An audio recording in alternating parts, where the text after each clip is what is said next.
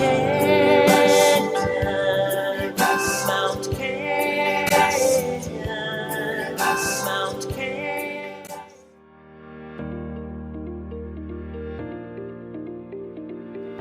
Welcome to our class, DJS 2106, Conflict Resolution and Peace Science. Today we focus on meanings and theories of change for peace. My name is Mr. Waso. Welcome. We shall try to divide the lesson into 5 areas. First, we shall look at the definitions of peace with reference to Johann Galtung and then Adams and Albert Einstein. And then we shall look at meanings of peace with reference to Johann Galtung. And then we shall look at the violence triangle according to Johann Galtung, because he actually used the violence triangle to come up with the meanings of peace. And then we shall look at the characteristics of positive peace by Johann Galtung. And then finally, we shall quickly look at the theories of change for peace building by Jeanne and Mark Rogers. So to begin with, we just quickly have a look at the definitions of peace. And peace, as defined by Galtung, is the absence of physical and structural violence, or if you wish, systemic and institutional violence. So that peace is not only the absence of violence, but also the presence of structural, systemic, and institutional peace. Yeah. And then, according to Albert Einstein, peace is not merely the absence of war, but the presence of justice, of law, and of order. So you can see that there is a similarity between these two definitions. That when we are building peace, we are trying first of all to do away with physical violence so we can stop people from fighting. But beyond that then we engage into reforms so that we can be able to change structures, we can be able to provide justice, and we can also be able to maintain law and order, including democracy and even economic growth and the others. And then Adams is more or less in line with the first two when she discusses what peace is. And she says true peace, and by true peace she's discussing positive peace, is not merely the absence of war, it is the presence of justice.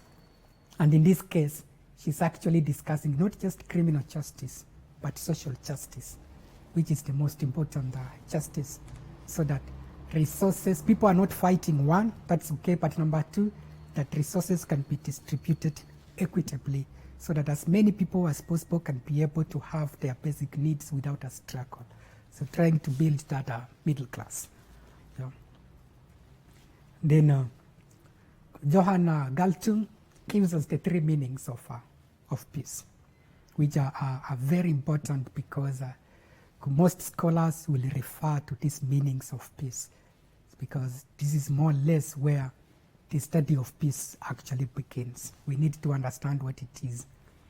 So he moves peace from an individual towards the group, because being a religious person, he believes that if you do not have peace within yourself, you cannot be able to have peace with the others. So interpersonal peace begins with personal peace. So he discusses peace as stability and tranquility, which means we need to have law and order. Just apart from having peace within yourself, there needs to be law and order, so that at the end of the day, you are internally peaceful, but the environment within which you are living is also showing some order and tranquility and serenity. This is what St. Augustine calls the tranquillitas ordinis, the tranquility of good order, yeah, in Latin. So basically, inner peace, law and order. Then the second one is what is experienced in most communities, especially here in Africa, what he calls negative peace. The absence of organized collective violence. So it is possible that in some countries, people are not fighting the way they are fighting in countries like Somalia or DRC Congo or Sudan, but the structures are violent. Yeah, when you look at the systems, the institutions, and the structures within that country, you find out that they are not fair. The way they are distributing resources, they are doing it with some sort of discrimination and marginalizing as well as oppressing some groups. So this is the kind of peace that in Latin we call pax, the absence of war, but which does not necessarily mean that the systems and the institutions and the culture is correct, so that then the violence is within those institutions. And then positive peace is the most important one now here, because Galtung believes that we need to move to this type of peace as human beings, so that we are at peace with ourselves, there's serenity and tranquility, there's law and order maintained, yes, but that we are not fighting amongst each other, fine, but that ultimately our structures and our systems and our institutions are also fair. Our attitudes towards each other are actually fair. Yeah? And this is the kind of peace that we call shalom. So when you hear in most religious gatherings, you hear people say shalom, brothers and sisters. They are meaning this kind of peace that we mean the positive peace, which he calls the ideal peace, what we are expected to move to say that we have actually grown as a country and we are embracing the highest level of peace.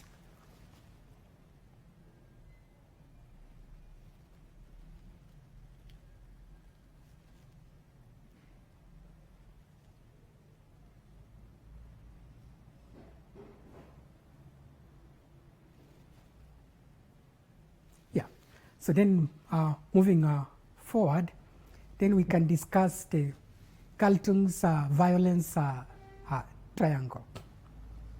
And then quickly, you can see the triangle that he came up with, so that he discussed the visible and the invisible violence. And the visible violence is the violence that we see with our eyes, which includes direct violence. People are fighting.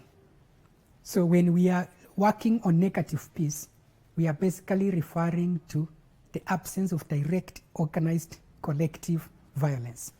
But when we are discussing positive peace, we are discussing the getting rid of cultural violence and structural violence, which is always invisible. So most people like to settle for this. And so long as they've gotten rid of direct violence, they don't care to get into the cultures and structures and try to make sure that then they can address this type of violence as well to end up with what we call now positive peace. So then moving forward from his meanings of peace and from his different types of violence, now he came to discuss the kinds of qualities that actually define what he calls positive peace. And one such a quality is cooperation. That in a society where there is positive peace, there is cooperation, there is teamwork. Different communities, different sectors of the community are working together for the common good, as opposed to some sectors of the community or the society embarking into engagements that only benefit them and do not benefit the rest of the groups within the society. So there is cooperation. In a country like Kenya, for instance, we need to see different tribes uniting and working together and cooperating on certain projects that promote the common good, that benefit all, as opposed to each group working on their own thing and competing with each other. So that is cooperation, unity, uniting on projects. Freedom from fear is about security. So that in a country where there is positive peace, there needs to be security. In most countries, this is a function of the central government. the government has to ensure that the people are protected. In most countries, even after war, it's the government that compensates the people. It doesn't matter who was killing who. It means that the country failed to protect the people. So the people need to experience the freedom from fear. So they need to feel secure. Then there's the freedom from want. That is about basic needs. The country has to ensure that the basic needs of the people are provided, and that as many people as possible are able to access those basic needs within that country. So it involves capacity building, so that then you build up on the purchasing capacity, the purchasing power of the people, so that people are able to access the basic needs, especially food, water, healthcare, housing, and the rest. Economic growth and development.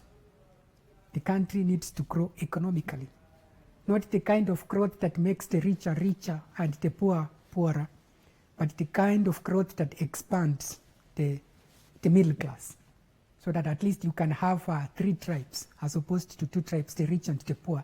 You can also have one big tribe in between, so that the rich are very few, the poor are very few, but the middle class are now the majority. But then also economic development includes, but development also includes the growth of infrastructure and other social services within the country. That is a quality of positive peace. The absence of exploitation focuses on the value of human labor within a country, so that people are being paid enough for the work that they do, as opposed to people being exploited or actually being enslaved, so that people are working for too little. An example could be when you move to a city like Nairobi and you look at the industrial area, and you look at communities that live in places like Kibera and say Kawangware, they have to walk every morning to the industrial area. Why? Because they cannot even afford to pay their fare to and from work. But when they go there, they are working for those industries, they come up with products and they sell them at a very good amount, so they get the profit and they do not take care of the workers. So the absence of exploitation is all about fair wages for the workers. Equality. Equality in dignity, first of all, so that in dignity we are equal, but also equality in terms of making sure that resources are distributed equitably, so that each can get according to what they need, so that some people are not getting more. So there are equal opportunities as well. It's not just about resources. There is equal access to resources, and there are equal opportunities for work and the like. Justice is about criminal justice, that in a community that has positive peace, when people commit crimes, they are held criminally accountable for the crimes that they commit, and that before the law, we are equal, so that justice is not done for some and for others. There is no justice completely. So this is about criminal justice, but we could also refer to social justice, but social justice could also be linked to the equality, so that then resources can also be distributed equitably. And then freedom from freedom of action, simply freedom to worship, freedom of movement, expression, freedom to marry, to enter unions and get out of them, so that then at the end of the day, the government is not controlling everything that we do. We have some liberty to be able to do our things. Unlike traditionally, especially in absolute monarchs, where the government owned the land, you only plant it wherever you plant it, the government would come and harvest for you. The government would tell you who to marry, which religion to belong to, when to talk and not to talk, okay? So in a community where there's positive peace, there is actually the freedom of action. So that then our action is only limited when we break the law. But when we do not break the law, there's that room where we can be able to act freely. And then pluralism is the whole idea of the promotion of diversity, so that ultimately we can promote different religions, we can promote different political ideologies, we can promote different ways of thinking and expression and arts and different cultures, so that then there is no conformity. There was a time when the government would wake up and they tell you, this is the state religion. If you are not belonging to this religion, you do not belong to this country. So that we create that environment of tolerance and plurality so that people can be able to get involved in different aspects as opposed to limiting them to only one. And then dynamism is about the country or the society evolving so that 10 years down the road, you are not in the same place that you were. Yeah? A good example could be, you look at the era of technological advancement. So it's expected that when you move to a country like Kenya today and you go to institutions, that this traditional filing of documents has gone away, that people are doing soft filing on their computers as opposed to putting things in files and stamping, and then later on the files get lost and we are not able to get them. So that as technology advances, so the country needs also to follow suit so that it can also advance. That countries have to build their infrastructure as opposed to back in 10 years ago, 20 years ago, in certain countries, we only had rough roads, and 20 years down the road, there's no more tarmacked roads in those countries. It means that that society is not being dynamic and it's not being open to change. Yeah? And that is not a good sign, that it's a sign of stagnation and it doesn't promote positive peace. And then he goes ahead also to say that aspects such as human rights and other values, including national anthems and national speeches, especially the kinds of speeches that presidents give when they are being sworn in, that they also entail some key aspects that can also be incorporated into these 10 aspects. And then finally, we look at the theories of change for peace building. So we've discussed what peace is, but now what we want to discuss is how do we get there. And Jeanne and Mark, they discuss different aspects of how we can be able to build peace. And one of those aspects is the individual change theory, that peace comes through transformative change of a critical mass of individuals. So you are changing their consciousness, their attitudes, their behaviors, and their skills. So that then later on, when an individual changes and they are inclined towards relating with others and seeing others positively, then there's a high likelihood that then you can be able to build peace. So you begin with an individual. So the methods could include investment in the individual change through trainings, personal transformation and conscious raising workshops, or dialogues and encounter groups, trauma healing. You're able to change individuals so they can change their mindset about the other group that is different from them. And then the healthy relationships and connections theory, which actually focuses on the whole idea that you need to build relationships and networks. A good example is here in Kenya. The Building Bridges initiative is intended to help build healthy relationships and connections.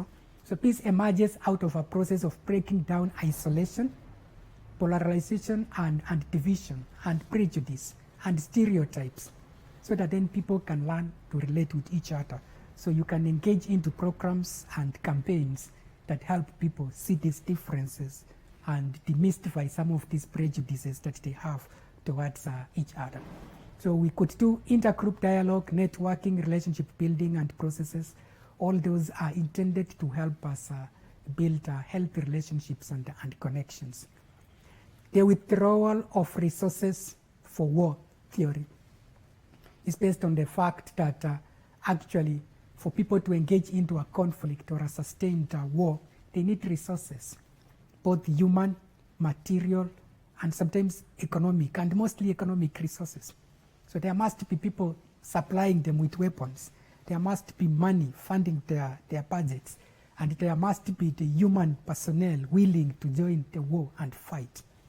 And sometimes, especially when you think of countries like Somalia, where the Somali people in diaspora send in money to promote some of these groups like Al-Shabaab, so that for you to be able then to end up such conflicts, so that we can build peace, we need to withdraw or to control or to cut those resources towards the war. And then there's now the reduction of violence as another theory that can help us build peace. So peace will result as we reduce the levels of violence perpetrated by combatants and their representatives, because there are people who believe that you can actually build peace while the war is ongoing. But this theory goes to tell us that we need to reduce the violence. We need actually a ceasefire so that then we can end the violence, the direct violence, so that the fighting has ended. Then maybe we can work on a peace agreement, and after working on a peace agreement, then maybe later on we can engage in institutional reforms. But the war has to end. Yeah? So people cannot say, oh, we cannot end the war unless there is justice. Sometimes we just need to end the war first. Then when the war has ended, when we are not killing each other, then now we can get room to address matters peace building. So peace building is not possible when the war is ongoing.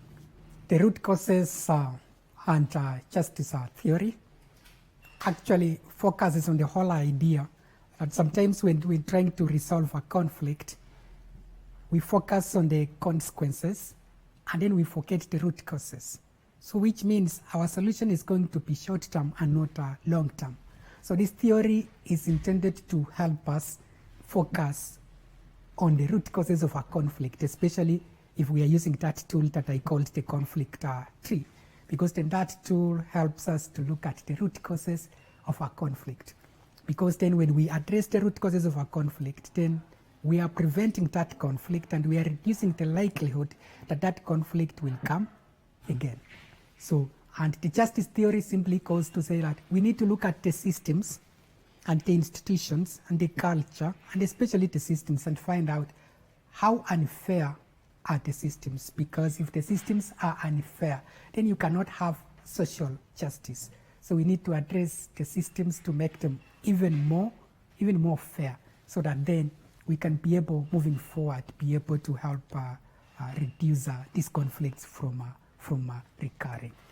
So some of the methods we could engage in to help address this particular theory is that the long-term campaigns for social and structural change, truth and reconciliation, changes in social institutions, changes in laws, regulations, and economic systems. A good example is here in Kenya, when we first of all changed our constitutions and at least tried to reform as many institutions as possible after the 07-08 post-election violence.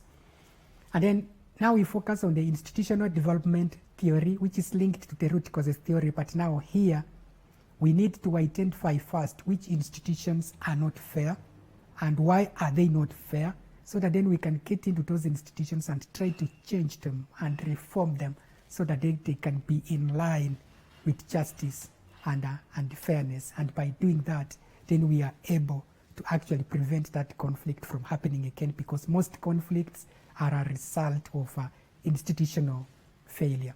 So some things that we could do to achieve that is by coming up with new constitutional and governance arrangements and entities, development of human rights, the development of the rule of law, anti-corruption, establishment of democratic and equitable economic structures, economic development, and democratization generally. Then there's the political elites theory. This theory of peace building helps explain that the political elites sometimes they can cause a conflict and even sustain it. And so that for us to be able to build peace, it needs to begin from the top going down. So we need to put pressure on the political elites so that then they can also feel the heat of the war and they can start championing for peace. And once it begins from the top coming down, it even becomes easier for us to get to peace, to lasting peace.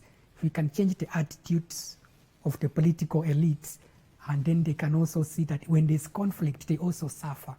Because sometimes there's conflict, the people on the grassroots suffer, the political elites do not suffer. So this one intends to promote the building of peace that goes from top down. And the next one is more or less the opposite of that one, the grassroots mobilization theory, where you have now to build peace from the bottom up. Examples could be the kinds of things that happened in India when Mahatma Gandhi was organizing the people to fight for non-violently for peace against the British colonialism. But also we could refer to like Martin Luther King and the way that they organized during the civil rights movements in the 1960s in the US, and so that they could achieve the rights of the black people to be able to vote. So basically that is when we use the grassroots so that people from below can demand for peace, and they can demonstrate, and they can do all sorts of things to help make sure that there is peace. So the methods could include mobilizing the grassroots groups to either oppose war or to advocate for positive action, nonviolent direct action campaigns like Mahatma Gandhi and Martin Luther King, use of the media. The media could be used positively actually to help the grassroots mobilize, education, mobilization efforts, etc., advocacy groups. And then the economic theory is about the whole idea that in some societies, the economic policies and structures are built to support war, such that even when you look at things like the budget of a country for a fiscal year, a lot of money is given to the military, and the country uses a lot of money to buy weapons. And there are so many things, and in some countries they also have an economy that relies on the manufacturing of these weapons and selling them to other parts of the country. So that then those aspects, they need to be looked at. And there have been some scholars who have looked at some countries where the toys that children use are also warlike toys, and that they sell more than the non-violent toys. So the economy cannot be built around promoting war, so that we need to fight that type of an economy. So methods could be use of government financial institutions to change the supply and demand dynamics for especially weapons, and then control incentive and reward systems and boycotts of just certain goods that we know when we buy them we are just promoting war. And then the public attitudes theory is about a group now, so that then we focus on an entire society and their public attitudes towards each other.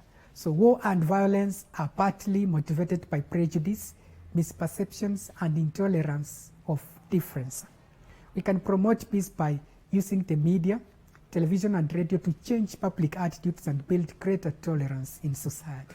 So that then methods could include TV and radio programs that promote tolerance, modeling tolerant behavior. So basically to be able to change the attitudes of the people so they can learn to live with each other, tolerate each other a little bit more, allow for pluralism within the society. Yeah?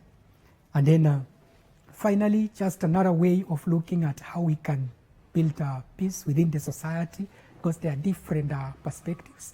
Then we could look at things like law, advocacy and solidarity, restorative justice, so that if there has been a conflict, we try to restore people back to where they were before the conflict came. Transitional justice, especially if there were large-scale atrocities against human rights, we try to transition the community to normalcy. And then trauma healing, humanitarian action, government and multilateral efforts, justice and healing, structural and institutional change, violence and prevention, conflict response and transformation, education, development, dialogue. So they are all other sorts from different perspectives. There are all other sorts that, of mechanisms that we can use to be able to actually build lasting peace in the society that is locally sustained, and that we can also use to prevent conflicts from happening again, so that we are not continuing to build a cycle of violence in the society. And that brings us to the end of our class. Thank you so much.